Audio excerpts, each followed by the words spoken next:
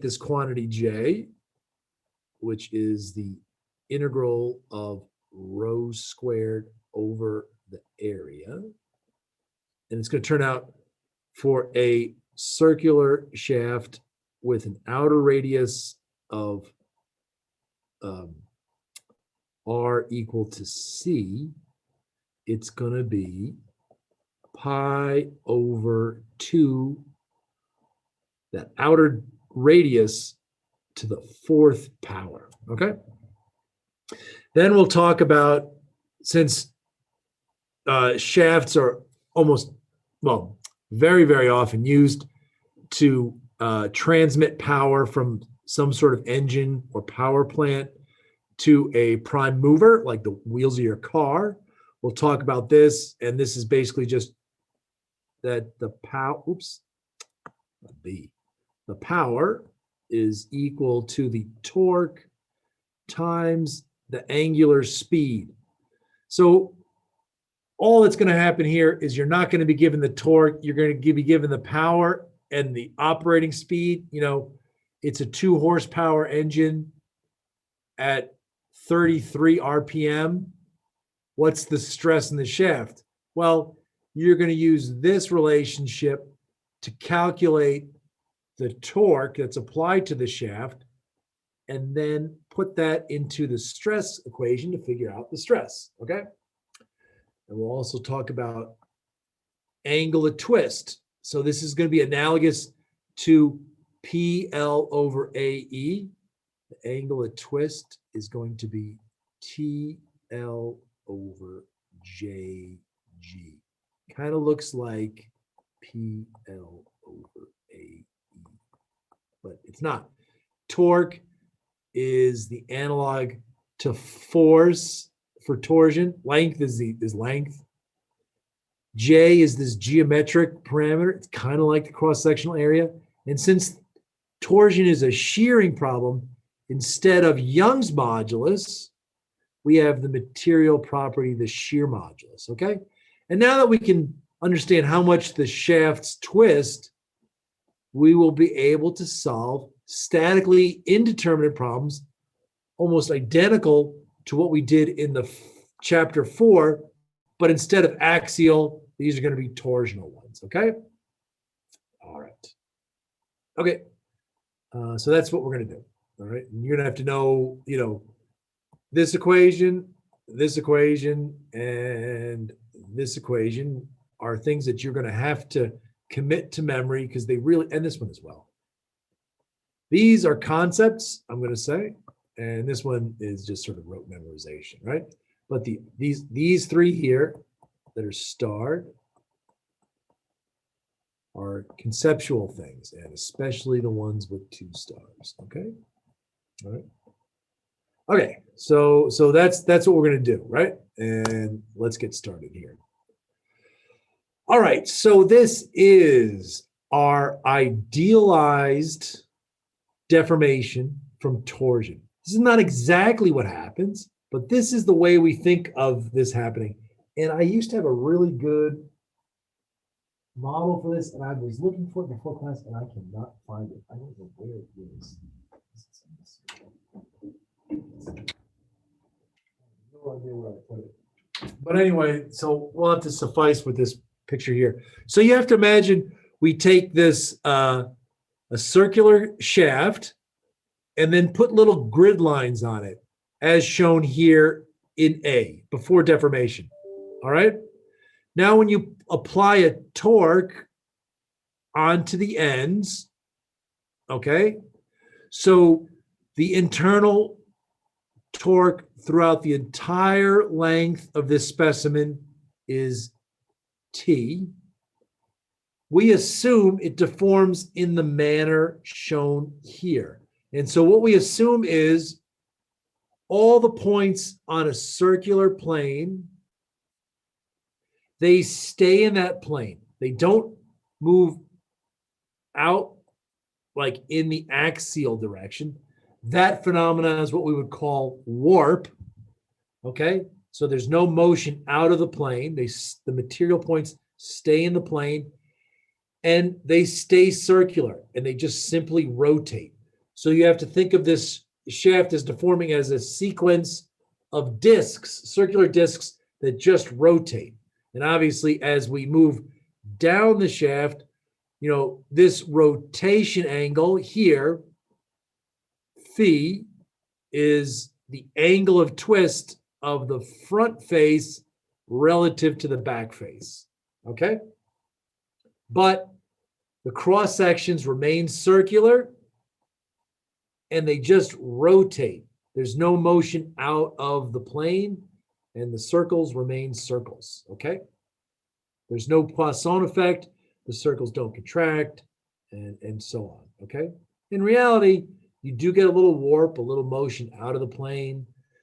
And if it's not circular, they will not necessarily stay the same shape as they were initially. Like if you have a torsion of a C channel, okay, you might get a shape that looks something like this after torsion, okay? It won't necessarily, you'll get a little distortion here as well as warp. But it's not that much. It's a second order effect. This torsion kinematic assumption is actually pretty good, okay? All right. So now that we got that, we can develop our torsion equation, all right? So, instead of just jumping right to it, let's look at the actual deformation here, all right? So as I said before, right, these circular discs, they remain circular and they just rotate, okay?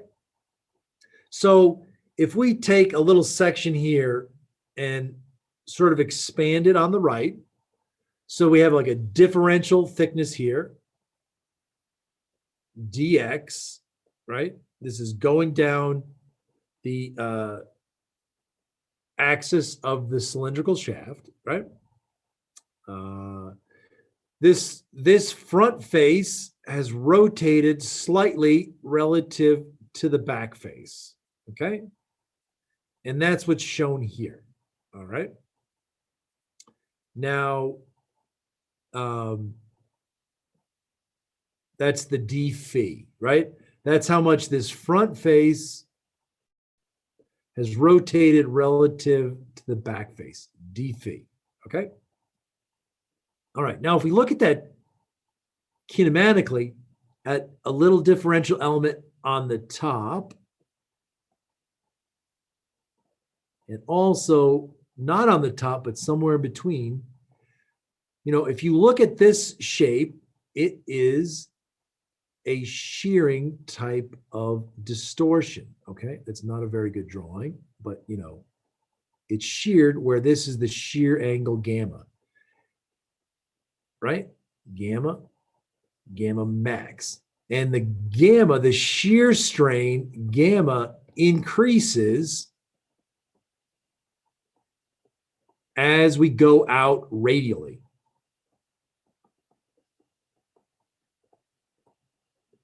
So the shear strain at the radius equals to 0 actually is going to turn out to be 0. And it's max at the outer radius. Okay, so in this chapter, we're going to use the Greek letter rho to mean the radial distance.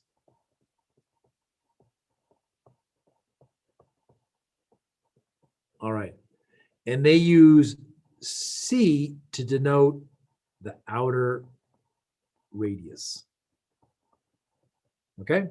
So that's why here you can see this metric of the radial distance is rho, and then the outer radius is C. Okay?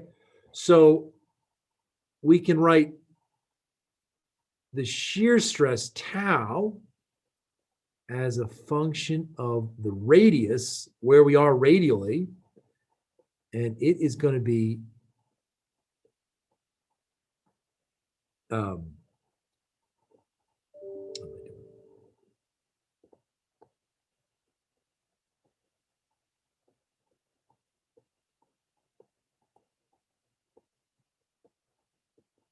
okay, it's going to have this. Oh, I'm sorry. What am I doing? I'm doing this. Let me rewrite this. I'm just gonna mess. The shear strain, gamma, is proportional to the maximum shear strain with the radial distance, right?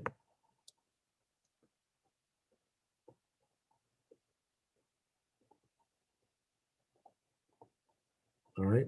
So if you look at this kinematically, all right, when rho equals C, the shear strain equals the maximum shear strain.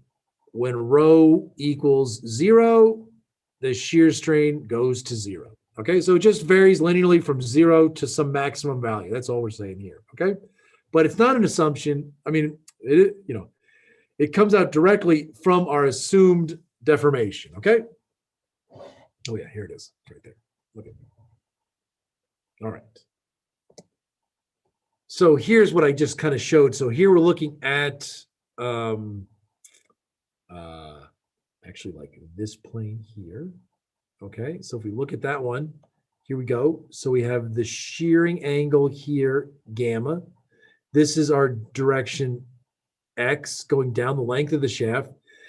And this, well, I should say this arc length here, right, which is the radial distance rho times d phi, right? You can get that from this triangle.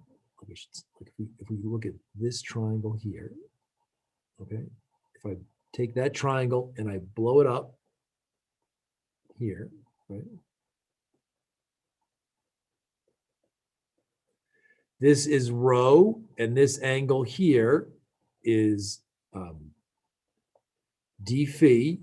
So this distance here is rho d phi, right?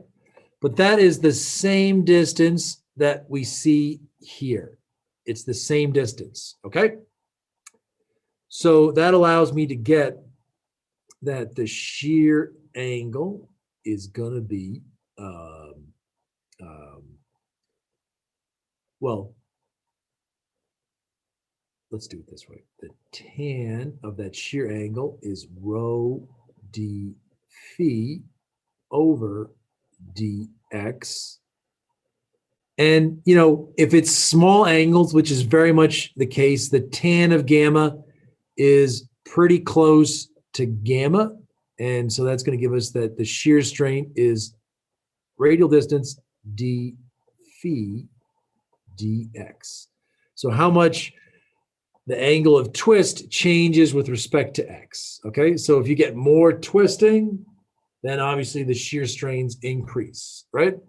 And then we can also take this and get that tau max, gamma max is going to equal C times d phi dx. All right. Okay. All right. So that's good. So we've got this related, the shear is a linear function, right? We know that. But I really want to be able to relate the shear stress to, the amount of torque applied onto the shaft. And that is not really there yet. So let's look at the next slide, which will allow us to do that. All right. So, fine. So we know that the shear strain is equal to some max shear strain, right? And it's linearly proportional to the distance away from the center. If this is purely elastic, we know that the shear stress is equal to the shear modulus times the shear strain. And so that would give me G gamma max rho over C. So again, the shear stress varies from 0 at C equal to 0 to the max here at tau max. So this is tau as a function of the radial distance. So again, the shear stress equals 0 at rho equal to 0. and it's equal to the maximum value at the outer radius, rho equal to c. All right. So fine. So now, because it's elastic, the stress is proportional to the strain. So the stress has this same linear distribution. Okay. It has the same linear distribution. All right. So that's basically being shown here. So imagine on this face, we have a torque being applied. Imagine you took like a frictional disc, put it on that face, and you apply a torque. That is going to put a traction across the face of this disc, and that is what's going to give you that shear stress, right? So if this is to be in equilibrium, the torque has to equal all the little differential torques on that area A, okay? Now the differential torque is equal to the force, right? The force, which is the shear stress times the differential area, right? This is dF acting at the moment arm rho, okay? So there is a little differential force here, dF, which equals tau times dA, and that multiplied by the moment arm rho gives me the differential torque, or the differential moment if you want. So that tells me that the torque equals the integral over that area of the shear stress tau times the radius, the moment arm, over the area. Okay. All right. So we're getting there, but I don't know what the stress is. Okay. But we do know that the stress has this same linear dependency, right? From this, right? That the shear stress tau equals, let's do it here. Right? Let's make it a little better.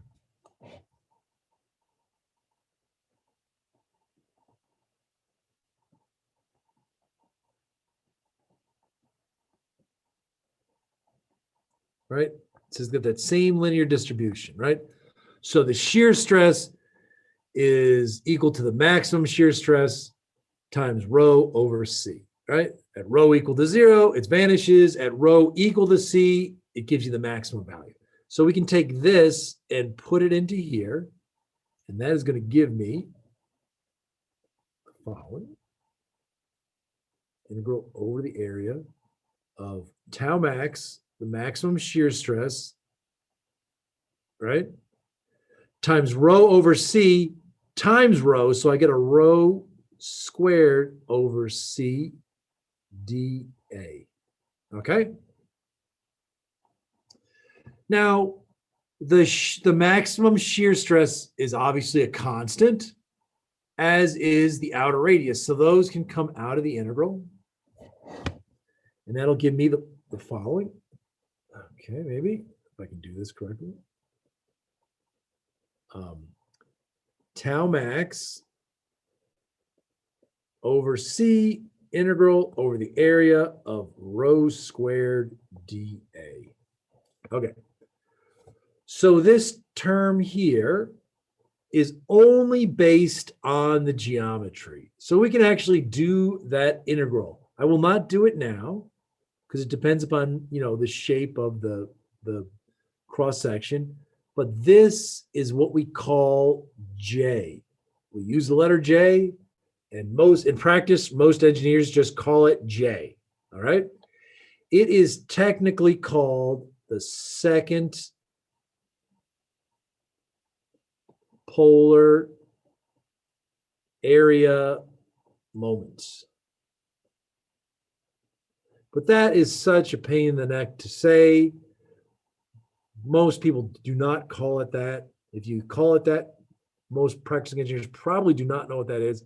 But if you just say the fuselage of the airplane needs a bigger J because it's getting twisted so much, people know what that means, okay? It's J, all right? And if you look at this, it's going to have units of length to the fourth power, inches to the fourth, millimeters to the fourth, something like that, because you got radius squared times a differential area. So a squared length times a squared length to the fourth. All right. So here I can take this equation and I can rewrite this, and I can get that tau max, the maximum shear stress UC, is equal to the applied torque times the outer radius over this geometric quantity J. So that is one form of the torsion equation.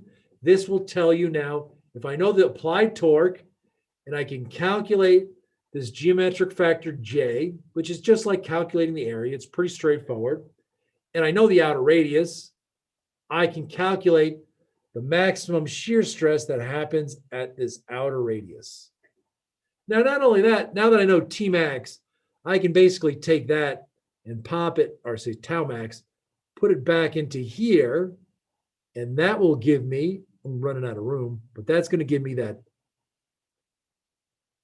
the shear stress tau is equal to rho over C times tau max, which I know is TC over J. You can see the C's cancel out, and this just gives me the torque times the radial distance over that factor J. So again, that looks very similar. The only difference is we've replaced the outer radius with the actual radius. So this one gives me the maximum shear stress that happens at the outer radius. And this one simply gives me the shear stress at some radial distance, okay? So if you put in rho equal to 0, the shear stress goes to 0. If you put in here rho equal to C, you recover this equation. So, you know, I tend to memorize, I tend to memorize that tau equals TR over J. But, you know, they're really basically conceptually telling you the same thing, okay? All right. The shear stress that we see to do torsion, obviously, as you increase the torque applied, that shear stress goes up, right? Also, if you increase J, the geometric factor, the stress goes down. Much like in axial, if you increase the cross-sectional area, the stress goes down.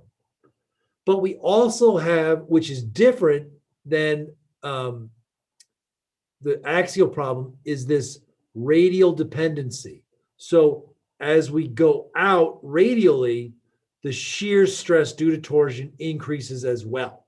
So it's not constant over this face, unlike the axial problems where the normal stress, the P over A, was constant, right? We have this additional little dependency of rho, okay? But this is the equation. TC on J, that's the one everybody remembers, okay? Okay, again, it's a concept. All right, let's see. Let's just do the calculation of rho J for now, really quick. We'll do this super quick. We'll do it for a circle. Most of this stuff is going to be with a circle, okay? So here we got a circle, circular cross section. I've labeled here the radius at some radius rho. Here is this differential area we're going to use, the little annular differential area. So actually I can write dA as, okay, don't know what's going on there. All right, as 2 pi times rho times d rho, okay? This circumference here is 2 pi times the radius, right? Or pi times the diameter, right? And then the thickness here is going to be d rho, okay? So that's our differential area. So that gives me J is equal to integral over the area 2 pi. Now I got a rho squared inside, but I get another rho from here. So that gives me rho cubed d rho. So my limits of integration are now going to go from 0 to c, the inner radius to the outer radius. And so if we take the antiderivative of this, right, 2 pi over 4 rho to the 4th power from 0 to c, you can see this just becomes, the 2 cancels with the 4, it gives me a half. So this is equal to pi over 2 outer radius to the 4th power. So for a solid circular shaft, J is equal to pi over 2 outer radius to the 4th power. All right. Now, if we put in there the fact that the outer radius is equal to the outer diameter over 2, then that will give me that J is also equal to pi over 2 diameter over 2 to the 4th power. Now, 2 to the 4th, right, is 16, right? 2 squared is 4, to the 3rd power is 8, and then times 2 again is 16. So this gives me pi over 32 d to the 4th power. Okay? So in terms of the outer radius or in terms of the outer diameter, I honestly tend to remember it in terms of diameter because, like I said, most engineering circular things are given to you in terms of diameter. Like people don't tell you, hey, I need a steel rod of a 1/4 inch radius. They'll say a 1/2 inch diameter. Okay. Now, you can also use this if you have a hollow section where we have a C outer and a C inner. And if you do that, all this stuff is the same until we get to the indefinite integral here. And so the limit of integration would be from C inner to C outer. So you would get J equals 2 pi, well, I know 2 pi over 4, which is just pi over 2 radius to the 4th power. But our integration is just going to be from the inner radius to the outer radius. And in that case, you would get pi over 2 outer radius to the 4th minus inner radius to the 4th. And if you look at that closely, all that is the J of the outer section minus the J of the intersection, right? So basically, if you computed the J of this negative space here, right, that would be this J inner, or pi over 2 times the inner radius to the 4th, right? That's what that gives you. So you can get the J from a shape by if there's a cutout in the middle by subtracting the J from the inside, or, again, a lot of times it's easiest to remember that J in this case is pi over 32 outer diameter to the 4th minus inner diameter to the 4th. Okay, so that's how you can compute J. It's just a geometric thing. It's like the area. Just like we all remember that the area is pi over 4 diameter squared. Nobody has to really look that up. You need to also commit that to memory, okay? All right. All right. Yeah, well, there's this right-handed rule thing. I don't know why I put this in here, but again, when we look at torques, there's kind of two ways that we do show it, right? One way, I'll be showing it like as this like well-descripted arc that indicates the torque, but you can also think of this as a torque vector, right? And if you think about the right-handed rule, if you can look at my camera, right? If we apply a torque, we use my right hand, the direction that my thumb acts in is the torque vector, right? So when you apply a torque in this manner, it is equivalent to showing a torque vector. So this is the torque, and this is the torque vector. Really, they mean the same thing. I will tend to use two arrows. If I'm using a torque vector, I will use two arrows to denote that it's a torque vector and not a force vector, right? I'll use one arrow for force, okay? So you'll see that as well. All right, so, right? The shear stress is TC on J, and we can compute J as pi over 32 diameter to the fourth. That's going to allow us to solve for these problems very similar to what we do with axial problems, okay? All right, that's where I want to stop now with regard to this material. I'm going to discard all that stuff. So let's actually try to do a problem. I don't think I have any problems here, do I? I just go to the power stuff, so okay, fine. So let's stop that. So let's do a different problem. Let's do a new share. Okay. So let's find a problem.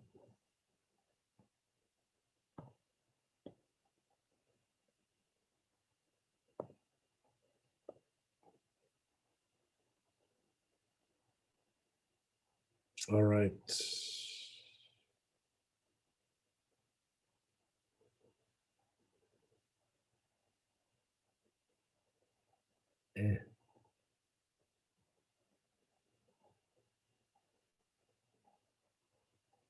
Let's do this one. All right, let's do this one.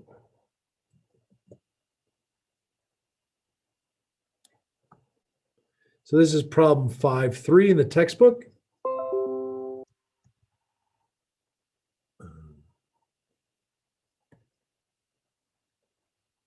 Oh, I hope it's saved. I don't know if it did. All right, so let's clear this out.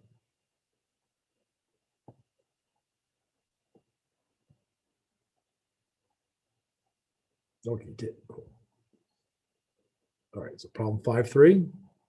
So we have an aluminum circular shaft, right? It gives me the allowable stress of the aluminum is 100 megapascals. And it gives me the diameter, the outer diameter of the shaft, it's 100 millimeters. So again, you see they give me diameters and not radius. They want me to first find out the maximum torque that can be transmitted, okay? So what point does tau become greater than or really equal to the allowable, okay? At what torque does that happen, okay? All right, so obviously to do that, we're gonna use the equation that tau max equals the applied torque times the outer radius over this geometric factor C. And we want this to be less than or equal to that given allowable shear stress for the aluminum. All right. So obviously what we want to do is we want to find, yeah. We can't see your screen. You can't see this? I thought I started sharing to the, oh, I'm still on the, sorry about that. All right, so here we go. Right, so here's the problem 5.3, right? Which I guess that's what I was sharing before, the part of the book, but you can't see the like text. So we want to find the torque where the maximum shear stress exceeds or starts to exceed or in the limit equals the allowable stress. So we're going to use the torsion equation. Tau max equals the applied torque times the radius over J, and use the condition in the limit where that goes to the allowable stress. And so that gives us basically, we want to find the max torque. Okay.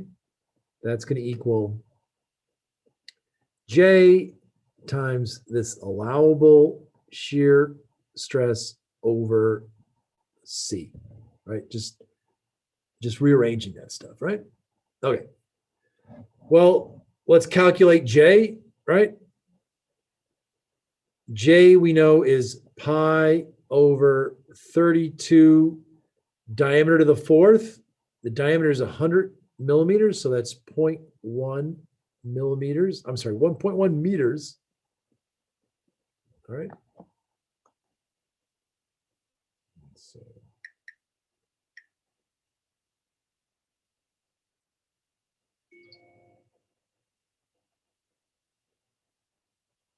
all right. So that gives me a value of 9.82 to the minus sixth meters to the fourth. Okay. All right. C is the outer radius, so don't get confused and call it 100 millimeters. It's obviously half of that. It's 50 millimeters or 0.05 meters, correct? All right. So, the maximum stress we can see is going to be that the J, 9.82 to the minus sixth meters to the fourth times the allowable stress, which is 100 megapascals.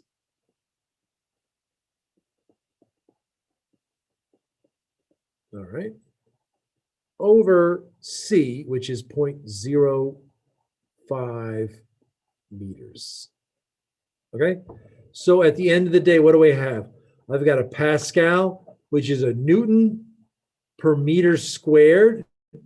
And that's going to get multiplied by meters to the third, because I got meters to the fourth divided by meters. So it's a meter cubed. So that's going to give me Newton meter, right? Which is the right unit for torque. Okay. And if I do this,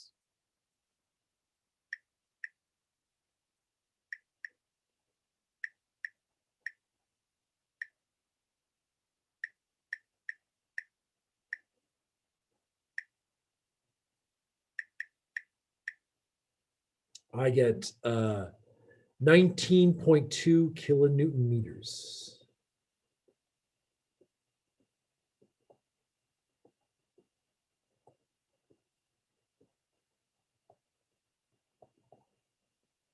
So that is the maximum torque you can apply. All right. The second part asks me, what would be the maximum torque? They give it a little T prime to differentiate it. If instead of the solid shaft, we had a hollow shaft, and where we have this 75 millimeter diameter hole. So in that particular case, J is now different, right? J is smaller, okay? Just for the heck of it, I'm going to compute the area for this, for the solid shaft. That's pi over 4.1 meters squared. So that is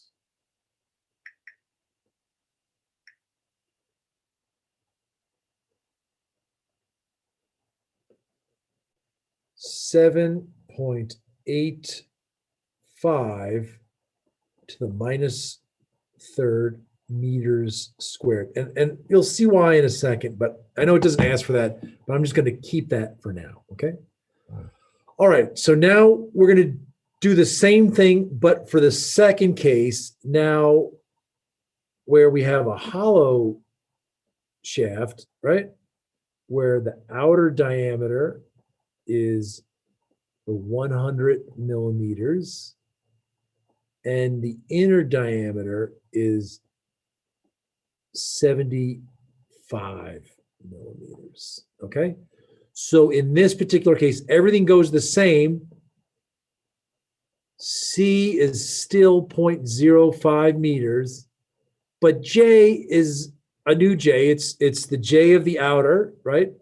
It's the pi on 32 outer diameter, which is 0.1 meters to the fourth, minus the inner diameter, 0.075 meters to the fourth. Or you can just take the old J and minus the J of the inside. It doesn't really matter.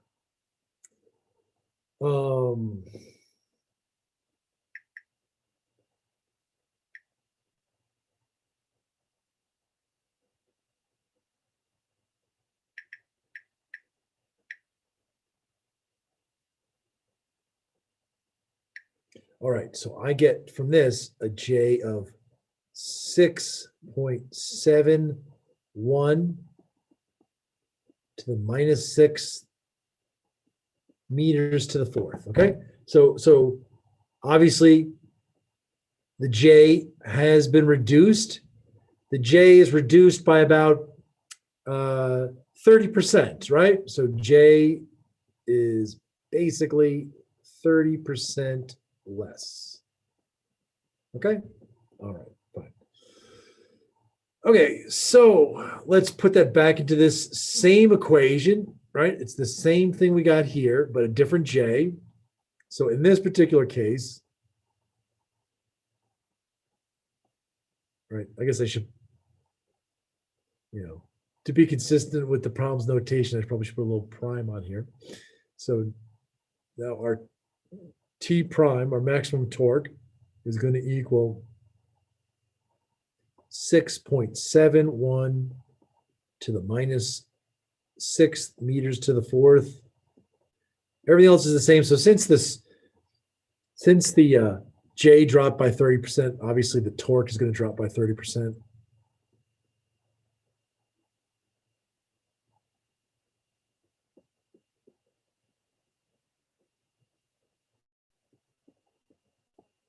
And C is the same. So this gives me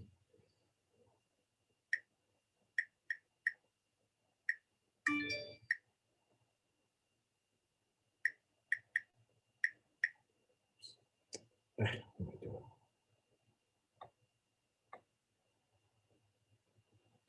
That's the,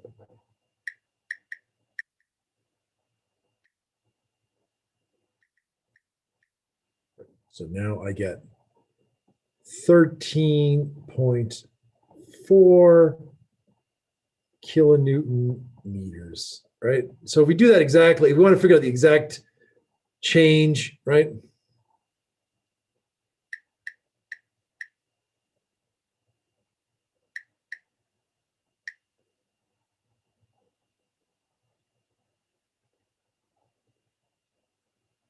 Did I do that right? I did it all in 1 second.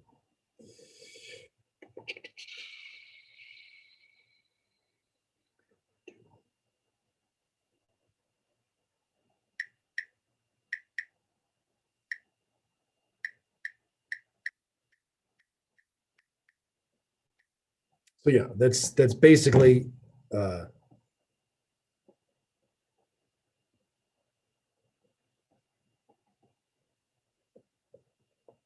right. So we've reduced, the amount of torque that could be transmitted this by 30%, right? All right, but let's look at the area. So now if we look at the new area, right?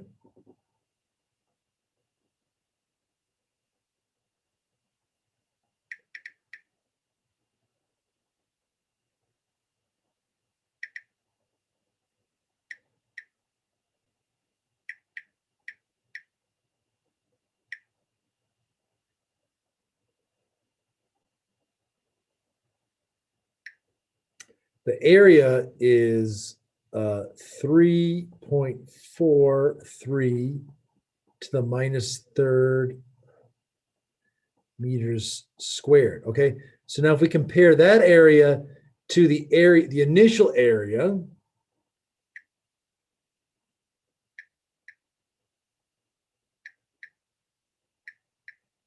let's look at that change.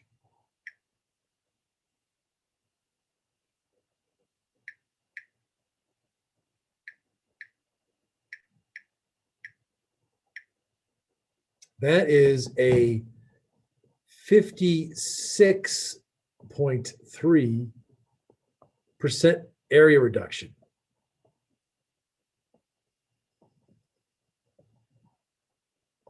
Okay. All right. So what does that tell us? Well, look, yes, I have reduced the ability of this shaft to transmit the torque, right? But I've only reduced it by 30%.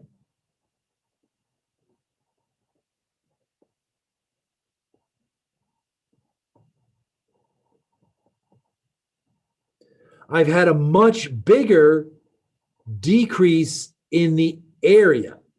So you know what?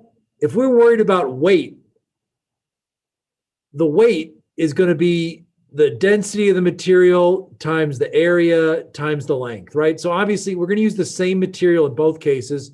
So rho and the length change are fixed. But if the area changes by 56%, that means the weight reduction is 56.3% with the hollow shaft versus the solid shaft. So I've gotten 56% reduction in weight, and I've only dropped the allowable torque by 30%. There's several ways to look at this, but the point is, if you only have so much area to deal with, the ability of a hollow geometry to support that torque is much more effective than the equivalent solid shaft, right? So hollow is going to always be better than solid, all right? And we can see that with J. So if we look at the stress equation, tau equals T C on J. All right. So we have let's say we're designing a shaft. The torque is fixed. That's part of the design. We're going to make it out of aluminum. So max tau that's defined, right? What are we going to design? The cross section. So it's J over C. All right. So let's call J over C. I'm going to define that as Z. And for a hollow shaft, you can see what that basically, well, let's just do it this way, right? So we don't have to do this for a hollow shaft, but we can do this for a circular shaft, right? We'll do it for solid, right? So it's pi over 32 outer radius to the fourth over the radius, or pi over 32 C cubed, okay? So we're going to define this as Z, right? Z. So again, the stress is equal to the torque applied over this quantity Z, which is a function of C cubed, right? The area is a function of C squared, right? So if you increase the radius, Z goes up very fast, an order of magnitude more quickly than the area does. So you're always going to be much better served by putting material as far away as possible.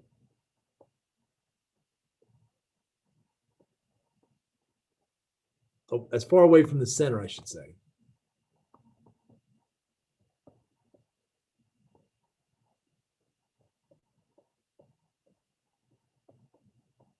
That is always going to give you a better structural design.